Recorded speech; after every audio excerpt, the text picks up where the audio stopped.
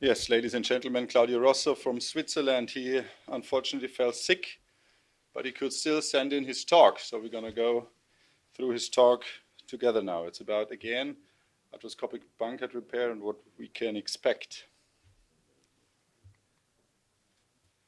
His disclosures. He wanted to start with this case here. 18-year-old male, motocross cyclist. You can see he had a shoulder dislocation. You can see the heel sacs. And this is what Claudio proposes. What would you do? Hands up. Bankart repair, 18-year-old, first-time dislocation. Bankart with remplissage. Ladachet. So again, who's for Bankart only?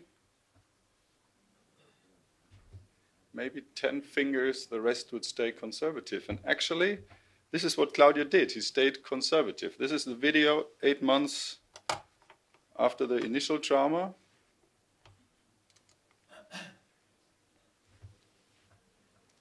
You can see this guy has a free range of motion. He's not apprehensive, and he's quite in good condition. So which are the people we should do our operations on? This is what we just discussed, and it's not that easy. That's what it seems. If we go through this algorithm, usually it's like this. If we consider a ligamentous repair, a soft tissue repair, it's about people who have none or almost no bone loss. Associated lesions not present, and then you have the possibility to do a Bankart repair. This is a very, very small cohort. Once you get here, 10%, 25%, this is the right side, and we are not talking about soft tissue procedures anymore. This is what he established together with Dr. Lafosse in France. Well, again, what are the indications for a pure Bankart repair, which means a labral repair? Smaller bone losses than 10%. If you have 10 to 25, we can still discuss whether to add a remplissage. This is going to be an extra talk. You have a fresh ulcer lesion, so the displaced labrum, you can bring it back and fix it where it belongs to. The labrum must be still present, so this is most important if you perform a Bankart repair. The soft tissue needs to be in good conditions, otherwise it doesn't make sense. You have a small, non-engaging heel sacs lesion. This is where you can consider to do a Bankart repair.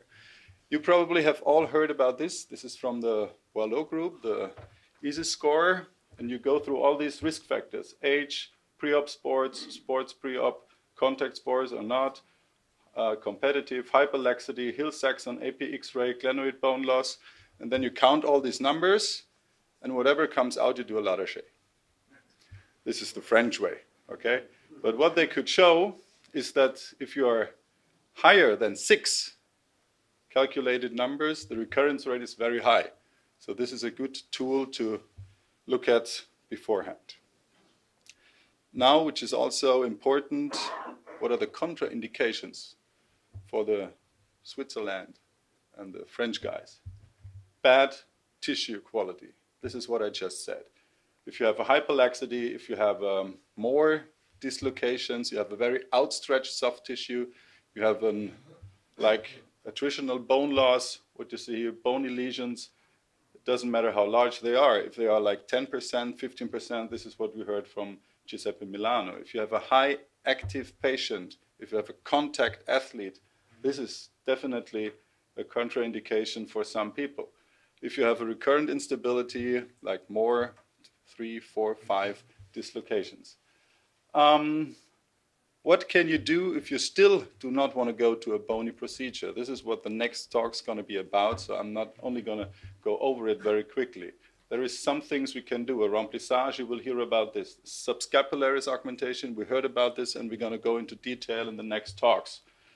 New methods with scaffold augmentation, or what we saw from Giuseppe Milano, that you can use Achilles tendon. There is not enough room for new things.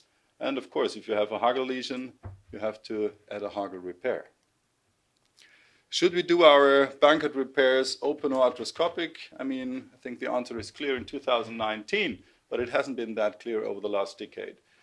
The outcomes, if you look at the literature, are similar. External rotation deficit was worse. It was higher for arthroscopy until 2004. Now we are equal. Clinical data and return to play are similar. Recurrence rates are decreased, but only from 17 to 14 over the last 10 years. Beforehand, it was even worse. But what he says, from 1995 to 2004, patients were treated twice the risk for recurrence when they were treated arthroscopically. After 2005, we managed to get it equal to the open procedures, which means our arthroscopic Bankart repair techniques improved over time. For revision Bankart repair, Claudio has a clear message for you. Don't do it. Do a Longterm whenever you can. I think we can definitely discuss this. There is data and literature out showing that you can do a second Bankart repair and can be successful in up to 80%. This can be discussed, but the lower risk you definitely have if you do a Longterm procedure. Return to play. How do the people come back? We're talking about young guys, about young athletes. They want to go back to their sports.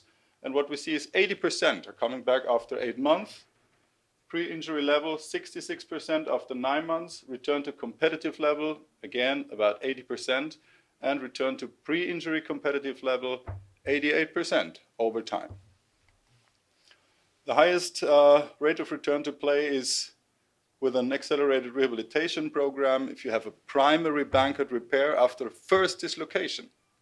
This is what we were just discussing. Should we fix them right now, or should we wait until they re-dislocate? If they do non-overhead sports, if they are males, and if they had less than 6 luxations. The recurrence rate, I think this is clear, increases over time, is high if these people are very young. This is what Ofalevi just said. They do redislocate, and they do it more often than the older ones. This is just a true fact.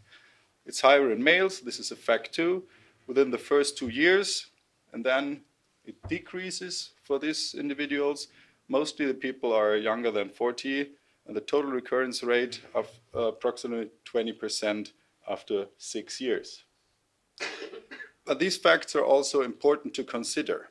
In primary shoulder instability, it is probably more cost-effective, and we've talked about this yesterday, talking about the rotator cuff, not to do a Longterm right away, but to do a small arthroscopic Bankart repair. And this needs to be considered. The complication rate, if you're not talking about the redislocation, which we have for both procedures, but if we talk other complications, severe complications, they are lower for the Bankart repairs, and they are much easier to control. Talking about instability arthropathy, now you will see that this guy, he was a year with Lafosse, and he's talking about a 70% instability arthropathy after a Bankart repair. There is a lot of data out showing that it's about 20%, okay? And no matter what you do, if it's a Bankart repair, if it's a bone block, if it's a Longterm, the Hovelio study showed that it's about 20% after 13 years. And there might be a correlation with the glenoid morphology, and possibly, and we don't know this, why it occurs at all. Possibly it's because of the first damage of the cartilage during the accident, but also what we know is that it depends on the number of redislocation and age, okay, if you develop an osteoarthritis or not. Take-home message. Indication for a Bankart repair is a pure labral lesion, so almost no bony defect if you want to be safe. ICE score, as we said, around 3. The contraindication is a bad tissue quality, bony lesions, high activity level. That's for some. There is also studies out showing competitive collision athletes after Bankart repairs doing well, so I wouldn't bring it up that dogmatic. This is not a contraindication for me. And a recurrent instability after primary Bankart repair. Take-home message number 2, return to play is good, but still approximately 20% do not return to pre-injury level. This is what we have to discuss with our patients, because they all want to go back, and they want to be the same as before. The recurrence rate is up to 20%, but still, on the other end, 80% remain stable with these small and very nice procedures. And instability arthropathy is still an issue, possibly due to the preoperative cartilage damage or due to recurrence. That's what I think. Thank you very much.